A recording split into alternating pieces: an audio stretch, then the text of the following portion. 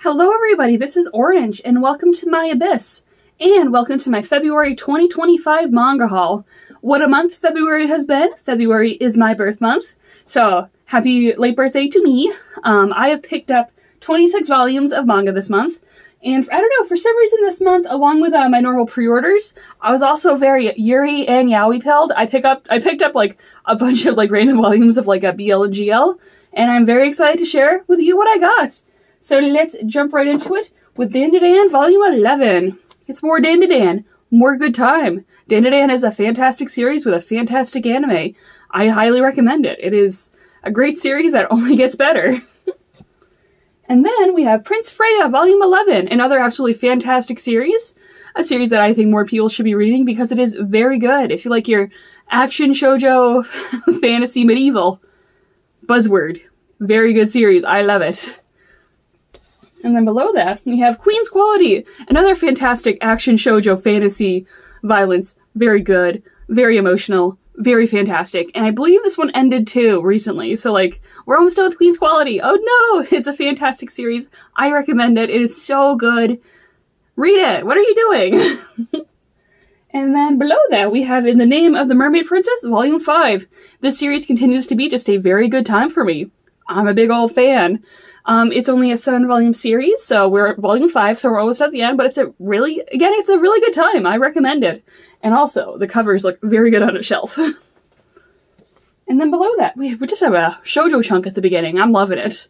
We have Colette Decides to Die, Volume 2. Volume 1, technically it's Volumes 3 and 4, because it's an omnibus, but Volume 1 was fantastic, and I love Volume 2. Another fantasy shoujo. It is so good. The characters are great. The artwork is so, like, beautiful. It's just... oh, it's such a good series. I'm getting the hype. I understand the hype. I understand why so many people wanted this series so bad. It is so good. And then, we'll take a little shoujo break with a good old shonen. We have Welcome to Demon School Iruma-kun, Volume 12. It's Iruma. It's a great time. A good old fantasy action shonen. That's the one. It's a very good series. I think it's peak shonen, but that's just my opinion. It is a great time.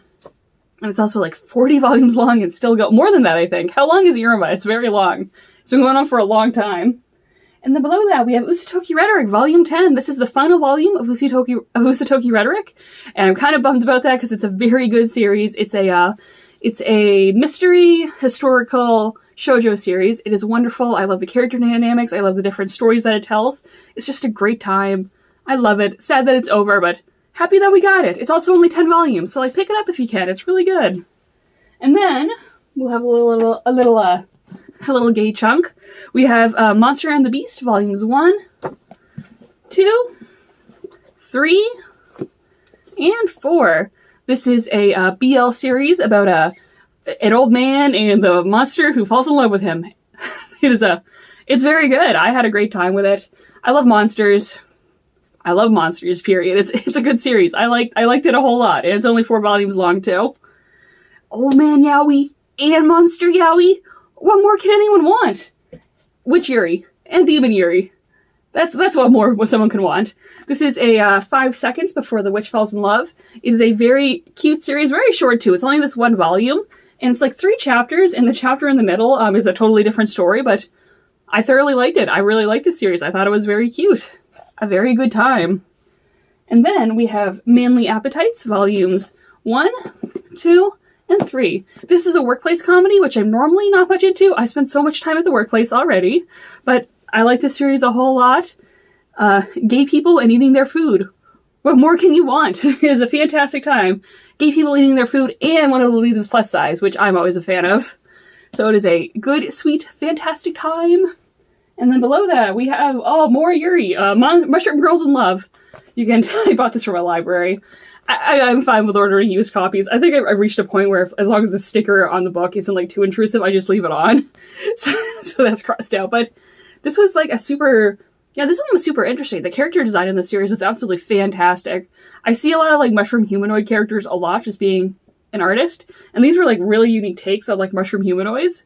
And aside from that, I thought the story was very cool. I actually would have loved to spend more time in this world because I think it introduced like a lot of really cool concepts that I would have liked to see more of. But what we got is still a very good time. I'm a fan. If you like mushrooms and bugs, pick it up. And below that we have Wolf's Princess in Sheep's Clothing. No, Sheep Princess in Wolf's Clothing, excuse me. Volumes 1, excuse me, 2, 3, 4, and 5. And this series is done in 5 volumes, and it was a fantastic read, I'd say. The artwork, first, furriery. Very important, it's furriery. But it was a very fun series. I thought it was like super cute. I like the dynamics between the 2 leads. The artwork is, again, an absolute like stellar standout for me. Like, the artwork is awe-inspiring. And I like a butler and her princess. What can I say? I'm a sucker for that dynamic. And then, oh my gosh! Oh, we have the thing I've been like the most excited for ever. We have Pet Shop of Horrors Collector's Edition Volume 1. If you don't know, Pet Shop of Horrors is one of my favorite series ever. Period. Is one of my favorite series ever. And it was originally published by Tokyo Pop, way back when like Tokyo Pop was like their original incarnation. And because of that, when Tokyo Pop kind of went defunct, so did like a lot of their licenses. And Pet Shop of Horrors was one of them. And I've been able to like pick up a couple volumes of the Tokyo Pop series over time, but like a lot of them are like stupid expensive. Like, I love the series, but not like $100 for like a single volume of manga. But Seven Seas announced that they're doing collector's editions of the series in these absolutely gorgeous, stunning, beautiful volumes. So I can never complain about Seven Seas again because they brought back my baby. This is like one of my favorite series ever. I love Count D. I love all the characters. It's so good. It's horror josei. But I wouldn't say like the horror is like too intense. I know like a lot of the there's a chapter with bunnies that like usually like freaks a lot of people out, and it does freak me out too. But I'd honestly say the series can be sad more often than not. It is a very funny series too. It's well-rounded. This series is fantastic. You should read it and encourage like Seven Seas to pick up more like defunct Tokyo Pop licenses, because like they're picking up a couple, and I love seeing it because there's so many Tokyo Pop licenses that I want to see come back so bad. But I was so glad we have Pet Shop of Horrors! Yay! That was the biggest birthday gift to me. And then below that, we actually have a comic book. I read comic books too, because I love comic books. That one's falling. And it's On a Sunbeam. This is a fantastic LGBTQ romance.